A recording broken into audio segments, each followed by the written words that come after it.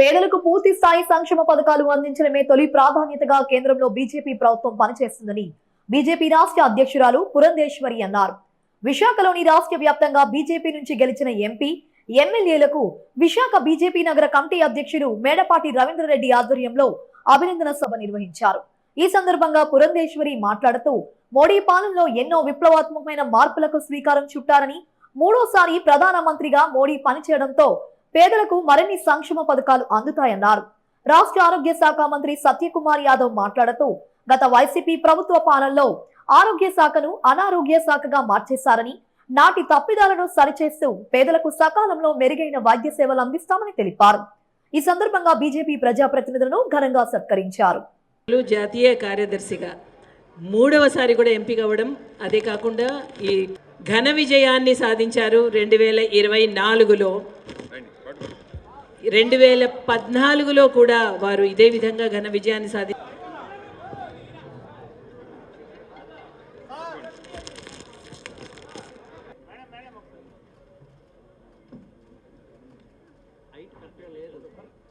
అంకిత భావంతో పనిచేసి భారతదేశానికి తల్లిగా భావిస్తూ భారతదేశానికి కనుక వారి సేవలను అందించినట్లయితే అటువంటి కార్యకర్తని గుర్తించినటువంటి పార్టీ కూడా భారతీయ జనతా పార్టీ అని చెప్పి మనం అందరం కూడా గుర్తించాలి. ఇక్కడ ఆ రకమైనటువంటి గుర్తింపు అటువంటి కార్యకర్తకి లభించకపోయినట్లయితే ఒక సాధారణ ఉపాధ్యాయుడు బిడ్డ అయినటువంటి అటల్ బిహారీ వాజ్పేయి గారు దేశ ప్రధాని అయ్యుండేవారు కాదు.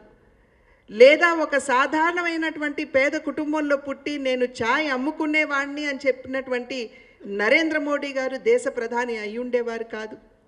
మన రాష్ట్రం నుండి ఒక సాధారణ వ్యవసాయ కుటుంబంలో పుట్టినటువంటి వెంకయ్య నాయుడు గారు సైతం ఆయన మరి ఉపరాష్ట్రపతి అయ్యుండేటువంటి పరిస్థితి ఉండేది కాదు. కనుక నిజంగా భారతీయ జనతా పార్టీ కార్యకర్తల్ని గుర్తిస్తుంది. అదేవిధంగా ఒక వర్గం అని కాదు, లేదా ఒక వర్ణం అని కాదు, అందరికీ కూడా సమాన అవకాశాలు ఇస్తూ అందరినీ కలుపుకుంటూ సబ్కే సాత్ సబ్కా వికాస్ అనేటువంటి అది నినాదం కాదు భారతీయ జనతా పార్టీకి సంబంధించినంత వరకు. అది నమ్మకం, విశ్వాసం కూడా. ఎందుకంటే సమాజంలో ఉన్నటువంటి వారందరినీ కూడా కలుపుకుని మనం ముందుకు వెళ్తేనే భారతదేశ సర్వతోముఖాభివృద్ధిని సాధించగలం అనేటువంటి విషయాన్ని విశ్వసించినటువంటి పార్టీ. కనుక అది నినాదం కాదు, విశ్వాసం. ఆరోగ్య శాఖ సర్వీస్ సెక్టర్.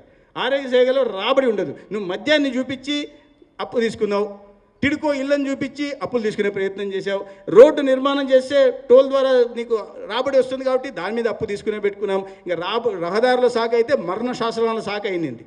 ఎక్కడ చూసిన యాక్సిడెంట్లు, ప్రాణాలు పోయి ప్రతి దాని మీద చూపించావు. కానీ చివరికి ఇది ఆరోగ్య కుటుంబ సంక్షేమ వైద్య విద్య శాఖలో కూడా అప్పు తెచ్చారంటే మీరు అర్థం చేసుకోండి. ఈ శాఖలో కూడా అప్పులు తెచ్చి పెట్టారు. వేల కోట్ల అప్పులు. ఇప్పుడు ఆరోగ్యశ్రీ కింద అప్పులు, దేని ముట్టుకున్నా అప్పు కట్టాల్సిన పరిస్థితి ఉంది. అంటే దీన్ని ఎంతగా దాన్ని భ్రష్టు పట్టించారు, విధ్వంసం చేశారంటే ఆ సరి చేయడానికి సమయం పట్టే పరిస్థితి ఉంది. అయినప్పటికీ కూడా దార్శనికత కలిగిన నాయకత్వం పైన కింద ఉంది కాబట్టి రాష్ట్రంలో పరిస్థితుల్లో మార్పు వస్తుంది. అయితే ప్రజలు కూడా మన మీద చాలా అంచనాలు పెట్టుకున్నారు. విపరీతమైన ఎక్స్పెక్టేషన్స్ ఉన్నాయి. మన చేతిలో అల్లావుద్దీన్ దీపం ఉంది, ఇప్పుడు చెప్తే అయిపోతున్నట్టు ఉంటుంది. ఎంతగా ఎక్స్పెక్టేషన్ అంటే ఏదైనా అయిపోతుందని. ఏముంది, ఇప్పుడు ఇంత పెద్ద మెజార్టీతో గెలిచేశారు. పెద్ద మెజార్టీతో గెలిచే పనులు కావు.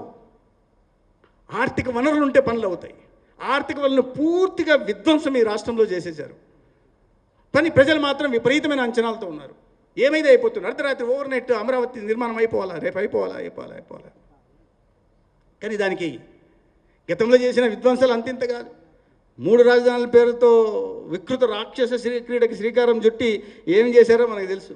ఇక్కడికి వచ్చి ఏందయ్యా మీరు 3 రాజుల పేరుతో చేసిందంటే అమరావతిని శ్మశానంగా మార్చారు. ఇక్కడికి వచ్చేసి రిషికొండని బోడిగుండు కొట్టేసి ప్రజల డబ్బుతో ఒక విలాసవంతమైన ఒక భవనాన్ని నిర్మించుకొని ఆయన అనుకున్నాడు, పాపం నేను మళ్ళా వస్తాను, ఆ పైన కూర్చొని ఆహా సముద్రం చూసుకుంటూ పగలే వెన్నెలా జగమే ఊయలా అని పాడుకుంటా విశాఖపట్నం పాలన పూర్తిగా వదిలేసి ఉందామని అనుకున్నాడు. కానీ పాపం ఆయన ఆశలు ఆడి ఆశలు అయిపోయినాయి.